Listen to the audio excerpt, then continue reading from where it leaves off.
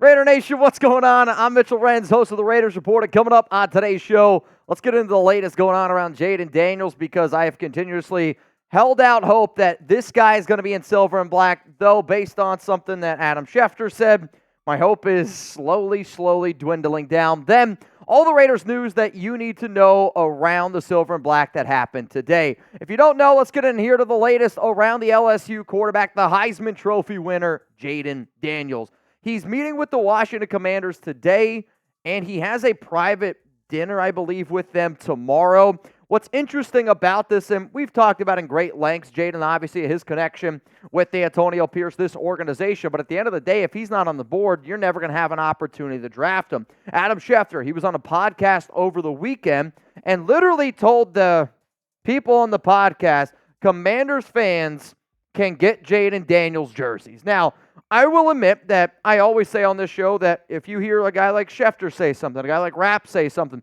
they have so many connections out there that their word weighs a lot more weight in the NFL industry than a lot of other people out there. Not many people are going to disagree with that.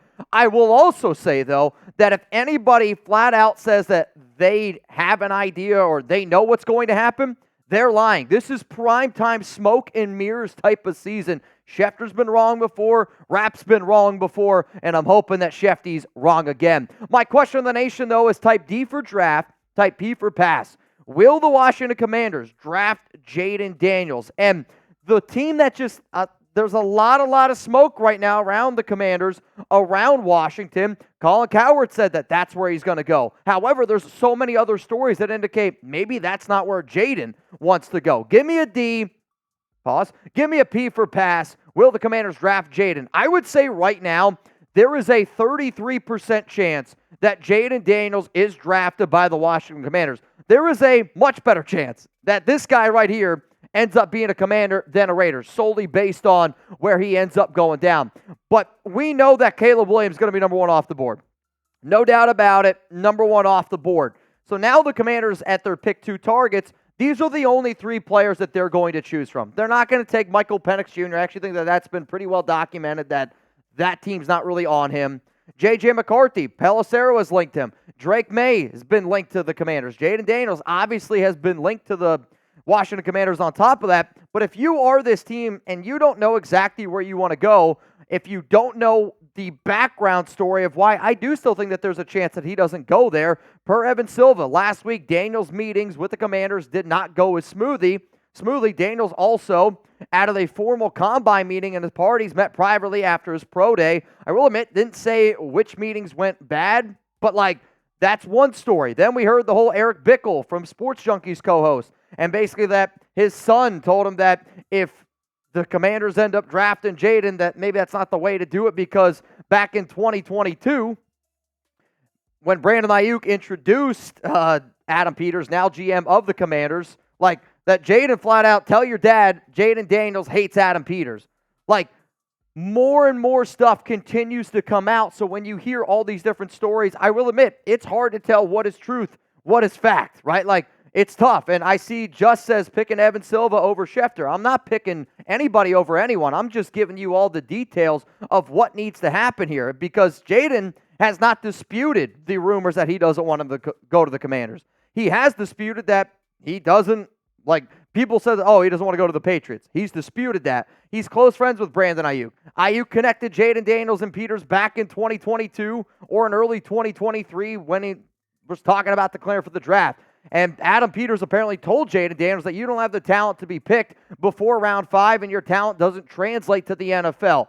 All I am saying is when you look at all of these stories, from top to bottom, from Schefter, from Silva, from Eric Bickel, people who are very well connected in the NFL around Washington, there are still so many things that are unknown. My job here as a host is I'm going to do my best to keep you guys up to date on all things going on around Jayden Daniels because bottom line is this. If you ask me in a perfect world who's the quarterback of the Raiders this year, I say Jayden Daniels because I believe in Antonio Pierce. I believe in this regime. And until draft day happens, which is mind-blowing to say that it's 10 days away, anytime that there is news around this guy, I'm going to keep you up to date here on the show. And if you want updates around Jayden Daniels, hit that subscribe button. Coming up next here on the show, we got more Raiders news and rumors to know because a lot of stuff kind of happened today. The Raiders signed somebody.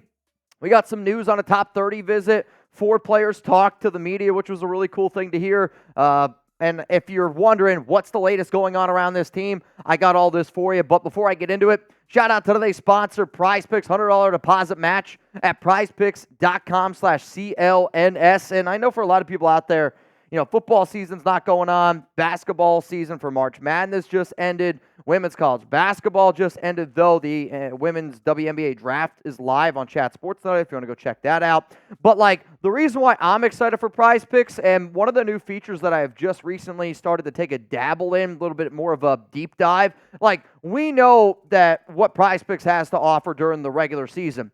I'm a football guy, though. This is where I'm going to test my own mentals and really try to figure out some picks for season long. These are my picks. I took Bryce Young more than 18.5 passing touchdowns. Upgraded offensive line. I anticipate that team's going to be better. I like that pick. C.J. Stroud. The only way C.J. Stroud's not throwing for more than 26.5 touchdowns with that offense is if he gets hurt. And if he gets hurt, well, then guess what? I'm still good. And then Chris Jones at 11.75 sacks. I took the less on that because when you look at his career, yes, he had 15 sacks last season, but it kind of goes back to what Chugs always says with Christian Wilkins. Defensive tackles don't rack up that many sacks often, and Chris Jones, 80% of the time in his career, has been less than 11.75 sacks. So if you watch today's show and you're like, Mitch, I want to get in on that action, you can do so. The link's going to be available to y'all down in the comments and down in the description of today's show. Prize Picks is simple. All you got to do, get started now if you haven't already at prizepicks.com/CLNS and get a first-time deposit match of $100. Prizepicks.com/CLNS. Pick more, pick less. It's that easy. There is a reason why Prize Picks is the #1 fantasy sports app out there. Prize Picks, love them. Check them out. Link in the comments and in the description. All right, let's get in here to the latest going on around the silver and black, and I will do my best here to just walk you through everything that happened today. One of the things that I saw pop up on my timeline, shout out to Scout, or better known as Tristan on Twitter, said that the Raiders have scheduled an official top 30 visit with Matt Goncalves, Pittsburgh offensive tackle. He's got a career 1,500 snaps, only 165 in 2023 before a season-ending injury. As you can see, though, some versatility, and that seems to be the key word here for this Raiders offensive line. Versatility, versatility, versatility. And at 6'6", 330 pounds, somebody that you're probably going to be looking for in the later rounds, 6 and 7. At that point in the draft, I want somebody that does give me versatility.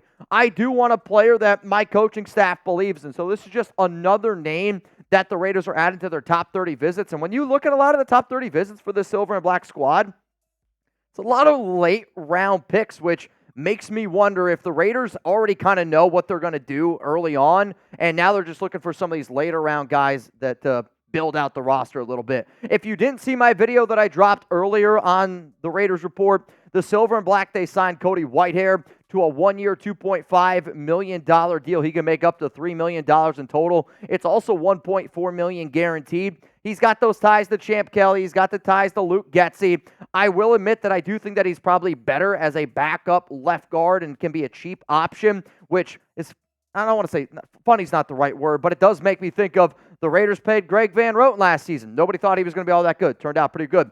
You ended up paying Jermaine Illuminor $2.5 million. To me, if the season started today, Whitehair probably would be your starting left guard. They'd kick Dylan Parham over to the right guard spot. But, I would rather have Whitehair and Jordan Meredith battle it out for that 6-7 spot overall. This, is a good move. You heard Andre James talk about Whitehair a little bit today.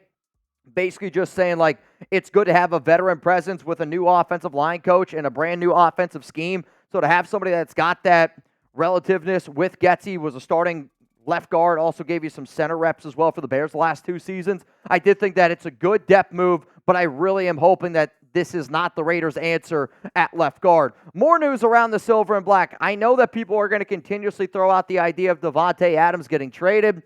He's a big-name player. The Raiders obviously want to move up for a quarterback, but Davante over the weekend yet again said, I am not going to get traded. And essentially was like, if I wanted to get dealt, I would have already been out of here. If you didn't see what Davante had to say, don't worry, I got you covered. I want to be a Raider. Say it with me again. I want to be a Raider. Hopefully, that answers everyone's questions. I picked to come here. This is where I want to be. Obviously, if you're not winning and things aren't going the way you want, you either want to see things change to head in the right direction or something else has to change, but I don't want to go anywhere. And money talks a lot, and with Davante having 3 years left on his contract, they restructured it. Like, this team can get out of his deal next offseason because Davante is going to be on the books for the next 2 seasons, not this year, but the next 2, $44.1 million. Paying a receiver at 32 years old, $44.1 million, it is a lot of money, but like, I do believe Davante, and I do believe the Raiders. Telesco said, not going to get traded. AP has said, not going to get traded. Davante is telling you he doesn't want to get dealt. Davante Adams is not going anywhere, and can we all just put that rumor to bed? If you didn't see the players that talked today to the media, I will encourage you to go check it out. A lot of good stuff, I thought, from Andre James. Nothing but smiles. Spoke very highly of a guy like Cody Whitehair. Aiden O'Connell, the mustache was looking elite. I will admit, I saw the group chats on live on YouTube and very, very split on AOC. I think everybody is rooting for Aiden O'Connell to be that guy, going to be a fun competitor. I saw some people saying that they thought he looked like he bulked up a little bit. I didn't really see that. Notes on Max Crosby. That guy's an absolute freak. That guy's a legend. Robert Spillane, you love the mindset that he's bringing. Legitimately, though, the thing that I thought was the most interesting out of the entire press conference, Max Crosby said that there are 2 players.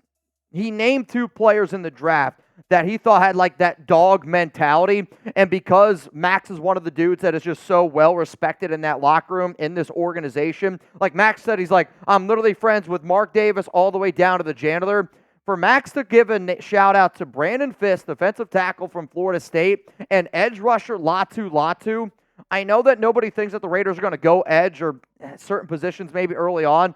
Latu, though, has been working out with Crosby this offseason, has said that he models his game after Max, and for Max to give those 2 guys a shout-out, all I'm saying is don't sleep on the idea. I don't think it's likely, but I do think it's worth noting that those were the only 2 players that Max gave a shout-out today when the Raiders went live on YouTube. If you want to go check out what they said, please go do so. I highly, highly encourage it.